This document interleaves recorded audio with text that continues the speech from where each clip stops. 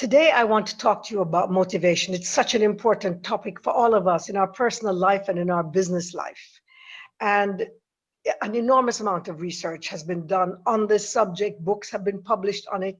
But today, I want to focus on one core principle of motivation. So I'm going to share my screen with you and discuss with you what is motivation. Motivation really is our response to our thoughts and the feelings we attach to those thoughts. And as a result, what kind of action do we take? So if you focus on something specific, for example, a failure in your life, it's going to create feelings and emotions. And those feelings and emotions are going to lead to a choice, and that choice is an action. If you focus on something different, for example, if we look at something more pleasant, if you look at a moment in your life when you were really successful, it's going to change the emotions that you experience, and as a result, the actions you take. So if we look at optimism, for example, we're expecting things to be good, and that expectation fuels motivation because it's more likely that we expect to succeed. Whereas pessimism can activate the brakes of caution. We can say to ourselves, wait a minute, maybe things could go wrong. And that's not an entirely bad thing. But let's look at these two glasses of wine. What's the difference between them?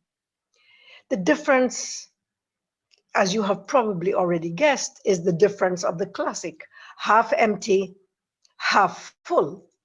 But the real difference is which half you focus on. For example, if you focus on the half empty and that's all you see, it's going to change your perspective on the world and your willingness to act.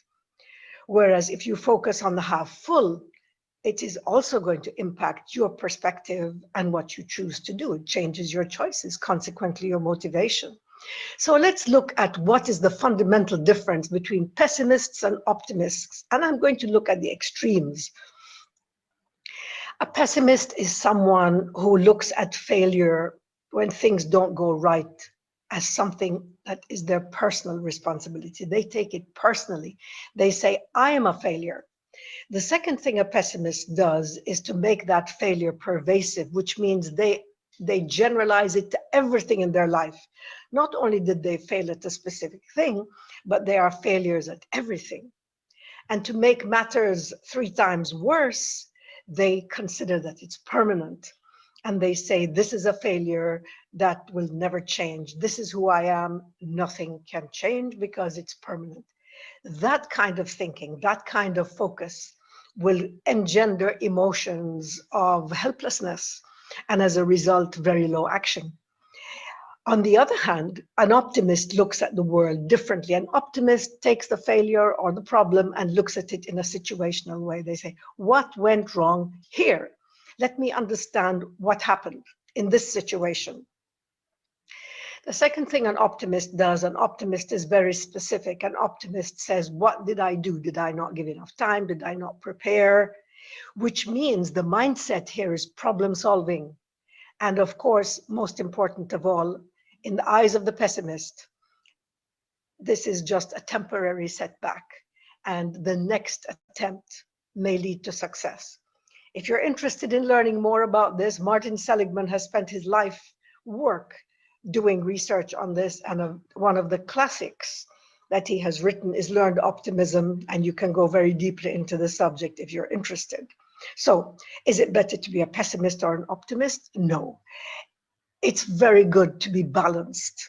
Some people will look at the positive side and then they will pause and say, well, what are the risks? Other people may see the risks and then they pause and they say, well, maybe things could go right. There's an opportunity here and I should pursue it. And most people are there in the middle. They start with one perspective and they shift to the other.